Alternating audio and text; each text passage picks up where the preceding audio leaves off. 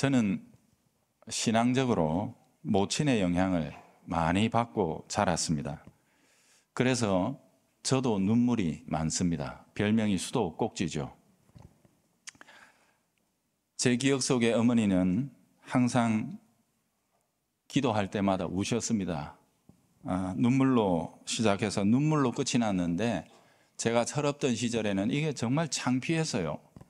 왜 우리 엄마는 항상 기도만 하면 저래 우나? 사람들이 이렇게 눈치를 주고 보는데도 불구하고 그랬죠. 하지만 정직하게 되돌아보면 오늘 제가 별 특별한 사람은 아닐지라도 오늘의 제가 있는 데에는 그 눈물의 기도 없이는 불가능했다. 이게 정직한 고백입니다. 어머니는 나에게 눈물을 물려주셨습니다. 사실 지금의 저는요, 지식에 있어서나 또 혹은 상식이나 성경, 논리 모든 면에 있어서 생전의 어머니에 비해서 훨씬 더 제가 우월합니다. 하지만 하나님의 마음을 움직이는 일에 있어서는 저는 어머니 발끝도 따라갈 수가 없습니다. 어머니의 기도는 참 능력이 있었습니다. 저는 지금도 진정을 담은 눈물보다도 더 강력한 영적 이슈를 찾을 수가 없습니다. 하나님의 마음을 움직일 수 있는 강력한 동기는 지식이나 합리에 있지 않습니다. 진정이고 눈물입니다. 왜냐? 하나님이 우리의 아버지이시기 때문입니다. 그분은 우리를 협상 테이블로 부르지 않으십니다. 그분은 우리를 법정에 세우기도 원치 않으십니다. 그분이 우리를 부르실 때에는 항상 두 팔을 벌리고 계실 때입니다. 아버지의 품, 거기로 오라. 그렇게 우리를 초대하시는 거죠. 그 품에 무슨 논리가 필요합니까? 다만 무조건적인 포용과 어루만지심이 있을 뿐이지요. 어머니에게 배운 하나님은 그랬습니다. 저는 어머니에게 그런 하나님을 물려받았죠. 제가 요즘 우리 아이들을 보면서 제 집에 있는 1, 2, 3번 아이를 보면서 고민이 참 많습니다. 나는 그렇게 하나님을 물려받았는데 도대체 이 녀석들은 내게서 어떤 하나님을 배우고 있는가? 이게 제가 근심이 됐어요. 신앙의 유산이란 내가 체험한 하나님을 물려주는 일입니다. 하나님께서는 이스라엘에게 자기를 소개하실 때 다른 어떤 것보다 이 표현을, 이 소개장을 더 사랑하셨죠. 나는 아브라함의 하나님, 이삭의 하나님, 야곱의 하나님이다. 즉 하나님 지식은 철학적이거나 혹은 논리적이거나 신학적인 것이 아닙니다. 너가 아버지가 경험했던 그분이다. 하나님은 이 소개서를 가장 좋아하셨어요. 내가 너가 아버지를 알지. 너가 아버지를 만났지. 그게 나다. 하나님은 자기 소개서에 항상 이 목록을 빠뜨리지 않으셨죠. 하나님은 인격이십니다. 여러분, 인격자를 아는 유일한 길은 체험하는 것밖에 없습니다. 너희는 여호와의 선하심을 맛보아서 알아라. 하나님은 그렇게 아는 것이다. 성경은 가르치죠. 체험하지 않으면 하나님에 관해서는 물려줄 게 없습니다. 여러분, 그래서 체험적인 신앙을 강구하시기를 그리고 바라시기를 기도합니다. 사실 오늘 우리가 살펴보고 있는 이 이삭이라는 인물은 진짜 큰 인물이에요. 우리가 상상하는 것보다 이 사람은 정말 능력자예요. 대단한 사람이죠.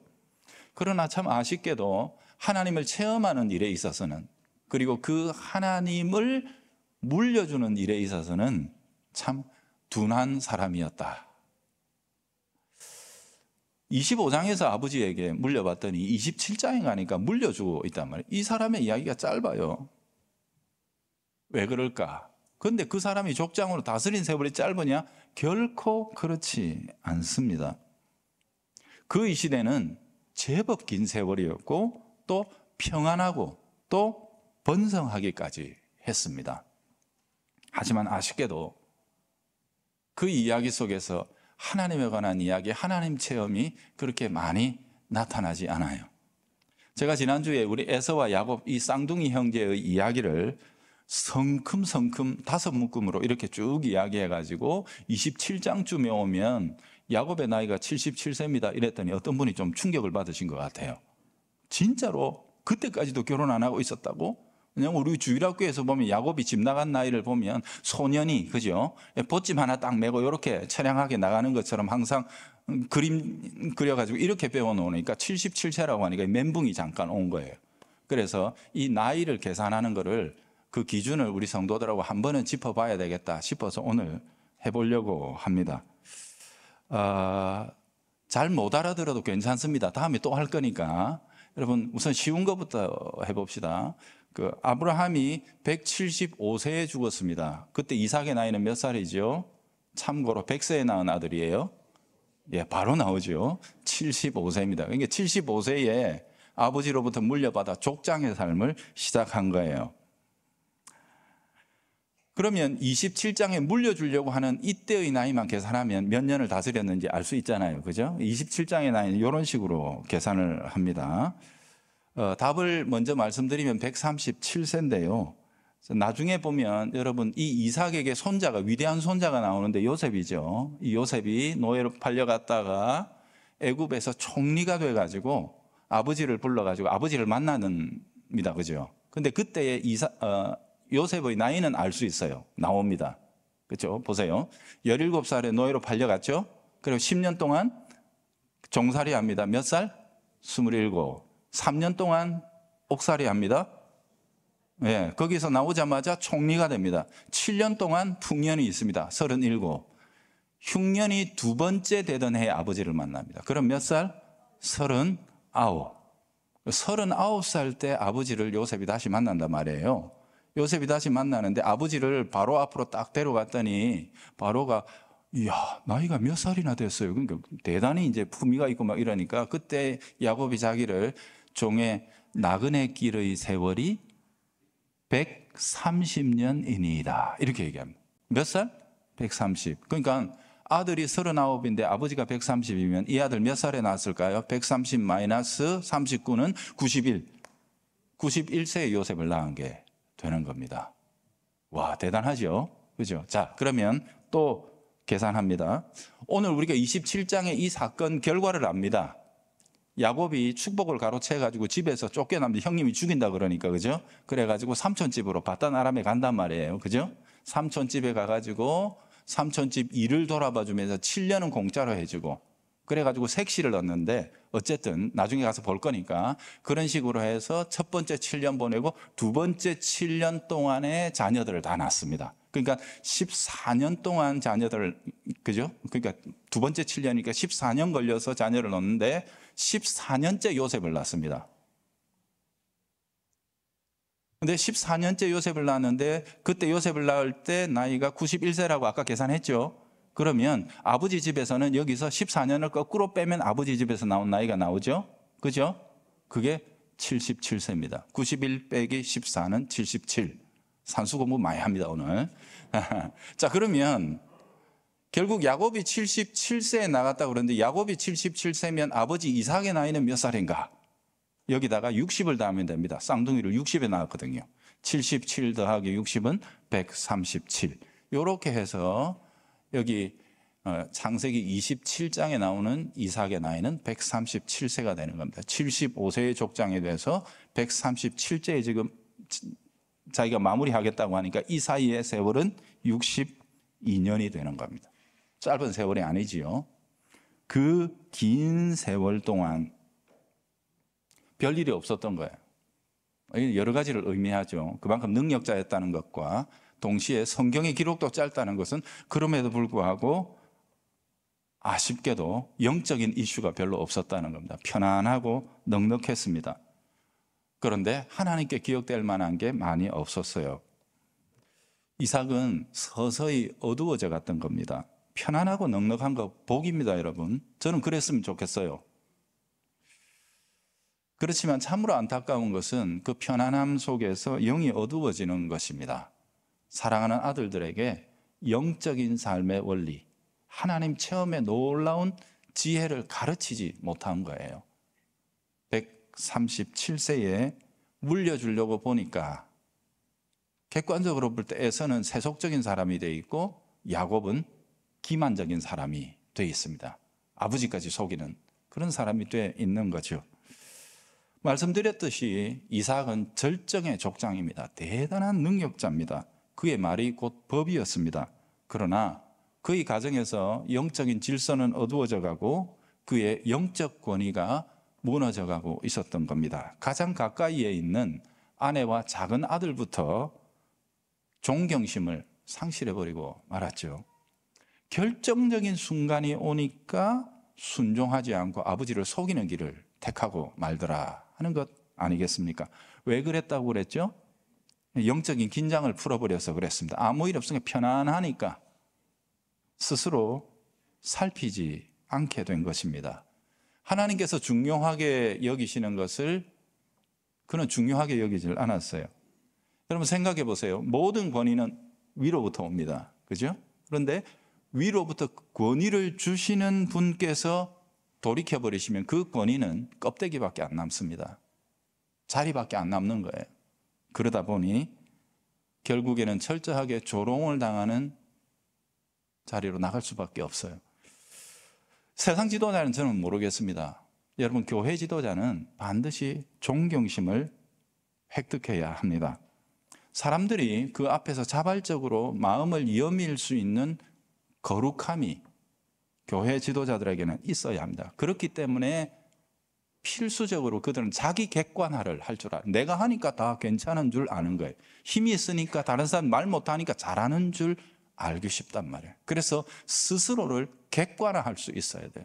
자기를 감찰할 수 있는 남들보다 훨씬 더 날카로운 기준과 눈으로 나를 살필 수 있는 자세가 돼 있어야 하는 거죠. 그게 교회 직분자의 덕목입니다. 스스로 살피고 근신할 줄 알아야 그 속에, 그 영혼 속에 하나님의 거룩이 담길 수 있는 거거든요. 자, 오늘 이삭의 예를 통해서 이삭이 이렇게 좀 어두워져간 아쉬움이 있었는데 오늘의 주제로 바로 넘어가서 매듭을 지읍시다. 어떻게 하면 우리는 이 딜레마에 빠지지 않을 수 있겠는가 하는 겁니다. 어떻게 하면 하나님이 평안을 주셔도 어두워지지 않고 우리가 항상 깨어서 하나님 앞에 온전하고 거룩한 삶을 살 수 있겠는가? 이걸 오늘 생각해 보는 겁니다. 그게 오늘 킥입니다. 습관적인 신앙생활을 극복하면 된다. 너무 뻔한 이야기죠. 여러분 이야기를 다시 풀어봅시다. 창세기 26장에 있어서 이삭, 거기에서부터 출발하면 될 것 같습니다. 분명히 그때 아버지가 돌아가신 지 얼마 안 된 시점이에요. 그러니까 75세이거나 기껏 해야 한 해 정도 지났을 만한 그 시점이었거든요. 그때의 이삭은 좀 미숙하고 어설픈 족장이었죠. 그거는 부인할 수가 없습니다. 우리가 이미 봤습니다. 대기근이 닥쳤고 그 다음에 우물까지 말라버리자 어찌할 바를 모릅니다. 그렇죠? 당황해서 나중에는 약속의 땅마저 떠나버리는 판단 미스를 하게 되더라 하는 거 우리가 이미 봤죠. 그죠? 그거 떠나면 안 되는데 자기 결혼 문제로도 안 떠났던 사람이 이제는 막 족장이, 그러니까 아버지 빈자리가 쉬운 게 아니에요. 그게 내가 안 있어 보면 몰라요. 근데 그 자리에 막상 들어가 보면 아버지가 했던 평범한 결정이 이렇게 어려운 것이었나 뭐 이렇게 하면서 막 당황하는 거예요. 그러다 보니까 청년 때 결혼 문제로도 이 땅 안 떠난다 그랬던 사람이 지금 떠나고 있는 거예요. 그리고 거기 그랄 땅에 가가는 어설픈 세상 사람들하고 어떻게 한번 해보려고 거짓말을 하죠. 아내를 동생이라고 속이고 뭐 그렇게 해보려고 했는데 거짓말도 하는 사람이 하는 게지 안 하던 사람이 하면 금방 펴는데 기가 뻘개지고 얼굴이 막 콩당콩당 뛰고 막 이러니까 심장이 그죠. 다 표가 나거든요. 다 보이거든요. 그죠? 그러니까 금세 들켜가지고 아주 그냥 부끄럽게 망신을 당하고 마는 장면까지도 보지 않습니까?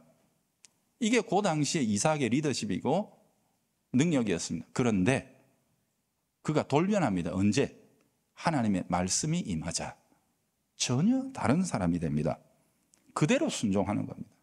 아무 대책이 없었어요. 사실 그 땅은 두려운 땅이었거든요. 거짓말을 할 만큼. 그리고 거기에서는 자기가 잘하는 거 해볼 수가 없었어요. 농사를 짓는데 농사를 지어봤어야지. 정말 대책 없는 땅인데도 불구하고 하나님 말씀이 임하니까 그건 결단해버리는 겁니다. 말씀이 없었으면 모를까? 그리고 그 말씀을 내가 깨닫지 못했다면 모를까? 말씀 주셨고 내가 받았고 깨달았다면 그거 외에는 길 없다. 말씀 순종하는 것 외에 다른 선택은 이삭이 그게 있었던 거예요. 미숙한 사람이었지만 그 옹골찬 뭐랄까요, 여러분 뭐라죠? 뭐라 그럽니까? 이런 거를 뚝심, 이게 있었던 거죠. 여러분, 하나님은 그걸 중하게 여기십니다. 그걸 기쁘게 받아주시는 거죠. 그래서 그랬던 겁니다. 창세기 26장에 뛰어난 사람이 아니었음에도 불구하고 하나님의 놀라운 경의가 그의 가정에 풍성하게 흘러넘쳤죠. 비가 안 오는데 농사가 100배가 돼요. 왜? 땅에서 물이 쏟아오는 게, 짐승까지 대박이 터져요. 물이 얼마나 많이 쏟아올랐는지 말할 수 없는, 세상은 이거 계산이 안 되는, 세상은 헤아릴 수 없는 놀라운 비밀이 그 가정에 터져 넘치는 거죠. 그러니 왕과 군대 장관이 와갖고 하나님이 네 하나님이 돼, 잘해줘, 이렇게 하면서 그렇게 비는 지경까지 간 것을 우리가 보지 않았겠습니까? 여러분 기억하십시오. 미숙한 것은 전혀 문제가 안 됩니다. 우리 사람에게도 그렇거니와 하나님에게는 더더욱 그렇습니다.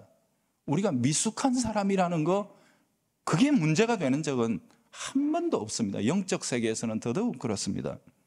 미숙한 것 때문에는 사람도 실망하지 않지만 하나님도 실망하시지 않습니다. 오히려 더 안쓰럽고 애가 탈 뿐이지요. 차라리 미숙해도 순수한 마음 가지고 열심히 하려는 모습, 그것 보면 사람들은 다 박수치고 귀하게 여기는 것입니다.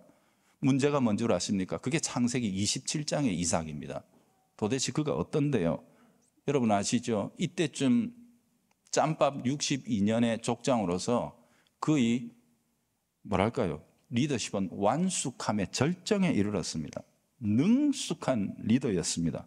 오랫동안 표면적으로 아무런 일이 이 집안에 일어나지 않았던 이유는 그의 탁월한 지도력 때문이라고 말할 수 있습니다. 이삭의 판단은 너무도 정확했고 그가 쌓은 제단은 완벽했습니다. 완벽한 리더여, 완벽한 제사장의 그런 사람이었죠. 너무도 능숙하고 자연스럽게 이 일을 감당했습니다. 그런데 그에게는 정작 하나님이 개입하실 여지가 없었습니다. 오늘 본문에서도 보십시오. 아들에게 하나님의 복을 빌어주는 자리에서도 그렇습니다. 여러분, 이 가정에 주신 언약의 복 혹은 영적인 사명을 물려주는 이 일은 이삭 자신의 것이 아닙니다. 하나님의 언약을 물려주는 겁니다. 그죠? 자기도 하나님의 언약을 아버지께 받았고 그걸 물려주는데 이삭은 자기 뜻대로 하려고 그럽니다. 오늘 우리가 읽었던 1절에서 4절까지 보면 이삭이 내가 내게로 가져오라, 나를 만족시켜라, 내가 복을 줄 것이다, 이 이야기 계속해서 내가 이 이야기를 반복하고 있는 장면을 우리가 보게 되죠. 즉 하나님의 것을 물려준다고 했으면서도 이삭은 하나님께 묻지 않고 제 뜻대로 하고 있었던 겁니다. 여러분, 삶이 미숙함에서 익숙함으로 그리고 능숙함으로 점점 손에 익고 자연스러워져 갈 때, 그때 주의해야 합니다. 무섭고도 치명적인 함정이 그 속에 숨어 있습니다. 순수한 중심을 잃어버릴 수 있다는 것입니다. 왜? 일은 잘하고 있으니까. 누가 봐도 손댈 것 없을 만큼 일은 깔끔하게 해내니까 그게 다인 줄 착각하게 되는 겁니다. 하나님을 잃어버리게 됩니다. 신앙은 없어지고 종교만 남습니다. 삶은 감춰지고 형식만 남습니다. 역사가 그것을 말하고 있죠. 가장 화려하고 세련된 종교의식이 성행할 때 실제 신앙은 가장 어둡고 타락했다는 것을 교회 역사는 우리에게 일깨우고 있습니다. 영적인 삶은 눈에 보이지 않는 하나님을 섬기는 것이기 때문에 우리의 영안이 밝아야 합니다. 우리의 영이 맑아야 하는 거예요. 신앙의 연수가 더하고 점점 중직을 맡게 될수록 우리는 이 능숙함의 위기를 스스로 간파할 줄 아는 분별력을 겸비해야 합니다. 세월이 가면 당연하죠. 기도 잘하게 되죠. 예배도 잘 드리게 되죠. 예배 때 내가 어떻게 해야 되는지 빠삭하지 않습니까? 신앙생활도 점점 익숙해질 수밖에 없습니다. 그러나 여기에서 정신을 차리지 않으면 능숙함의 덫에 빠져들고 맙니다. 한 걸음 더 나가야 합니다. 능숙함을 넘어 성숙함으로 가야 합니다. 능숙함과 성숙의 차이가 무엇입니까? 마음의 문제입니다. 여러분, 그래서 어려운 겁니다. 우리 중심에 있는 거예요. 능숙하냐 성숙하냐 이 문제는요. 누구라도 무슨 일을 10년 동안 하면 누구나 다 익숙해질 수 있습니다. 능숙하게 돼요. 그러나 능숙하다고 해서 그 사람이 곧 성숙한 사람인 것은 아닙니다. 제가 우리 교회에 와서 정말 많이 반복했던 이야기죠. 그죠? 성숙은 내면의 변화를 통해서만 옵니다. 저는 창세기를 읽으면서 정말 이상만큼 아쉬운 분이 없습니다. 저는요, 제가 개인적으로 생각할 때 제일 현실적이고 또 제일 이상적인 지도자가 이삭입니다. 이삭. 하나만 보충하면, 영적인 거 하나만 보충하면. 저는 정말 이삭을 닮고 싶은 마음이 있어요. 왜죠? 이분은 일단 조용해요. 말 많이 안 해요. 그렇죠? 그런데도 모든 것을 간파하고, 이삭 음성이 거의 안 들려요, 여러분. 보면은. 말 없이 집단을 강력한 리더십과 지혜와 권위로 이끌어 나가는 사람입니다. 거기에 영적인 것만 좀 겸비하셨으면 얼마나 좋았을까. 사실 궁극적인 리더는 예수 그리스도이시지만 저는 진짜 이삭 같은 리더가, 보충된 리더가 좀 우리 가운데, 그리고 저도 그런 사람이 되었으면 좋겠다 하는 그런 생각을 해봅니다. 여러분, 게으르면, 긴장을 풀어버리면 당합니다. 기억해야 합니다. 마귀가 항상 제일 예리하게 갈고 다듬어 놓는 창이 있습니다. 그게 뭔 줄 아십니까? 익숙함입니다. 익숙함의 딜레마. 이게 가장 무섭습니다. 성경은 이렇게 얘기하죠. 근신해야 한다. 깨워야 한다. 마귀는 항상 우는 사자처럼 우리를 삼키려고 그렇게 대기하고 있다. 그렇게 우리를 일깨워주고 있지 않습니까? 제가 최근에 마귀의 최신 전략을 입수했습니다. 그게 뭔지 아세요? 마귀는 우리를 꺾으려고 하지 않습니다. 조금만 변질시킵니다. 그러면 끝장나는 겁니다. 지금 우리를 꺾을 이유가 조금만 변질시켜 놓으면 우리가 꺾인다는 것, 스스로. 마귀는 그걸 압니다. 우리의 길들을 억지로 막으려고 하지 않습니다. 조금만 옆길로 가라고 그럽니다. 그래서 처음에는 한 걸음 벗어나니까 벗어났는지 이게 무슨 문제야? 이걸 노리는 겁니다. 그게 2걸음, 3걸음, 4걸음 시간이 갈수록 우리는 회복할 수 없는 길로 가게 되는 거죠. 예배 막지 않습니다. 봉사하는 거 막지 않습니다. 다만 전심으로 하지 못하도록 그렇게 할 뿐입니다. 해라. 그러나 전적으로는 하지 마라. 그렇게만 합니다. 했으니까 하는 게 어디고. 그렇죠? 이렇게 우리를 몰고 가는 겁니다. 마치 우리 옛날에 그런 얘기 있었죠. 개구리를 확실하게 죽이는 방법은 찬물에 넣어가지고 서서히 데워 죽이면 죽는 줄도 모르고 죽는다 그러죠. 그것처럼 마귀도 우리를 그렇게 미혹하는 것입니다. 최근에 우리 교회 가운데 성도들이 많이 깨어나는 것을 봅니다. 하나님 나라 위해서 자기를 희생하고 막 내어놓는 분들이 생겨요. 전 목사로서 너무 기쁩니다. 여러분, 우리에게 주신 하나님의 뜻과 물질과 시간과 우리의 모든 것들의 의미가 무엇입니까? 이 땅에 많이 쌓아두는 것입니까? 아니요. 제가 별로 강조하지 않았는데 그런 분들이 한 번씩 2번씩 막 나오기 시작합니다. 이제는 강조하려고 합니다. 그게 영원한 삶입니다. 그게 영원한 기쁨과 하나님 앞에서 영원한 칭찬을 우리에게 얻는 길입니다. 제가 조만간 이 이야기들을 또 우리 성도들에게 간증할 일이 있을 겁니다. 여러분, 우리 여기에 계신 사랑하는 특별히 우리 부모님 그리고 선배 어른 세대 여러분, 우리는 물려주는 자입니다. 물려주어야 합니다. 오늘 장로님 기도하셨듯이 새로운 50년을 살아갈 우리 교회의 청년들과 젊은 세대, 자녀들, 다음 세대에게 우리는 물려주어야 합니다. 무엇을 물려주시겠습니까? 우리가 체험한 하나님입니다. 하나님이 우리의 다음 세대들에게 내가 너가 아버지 하나님이다.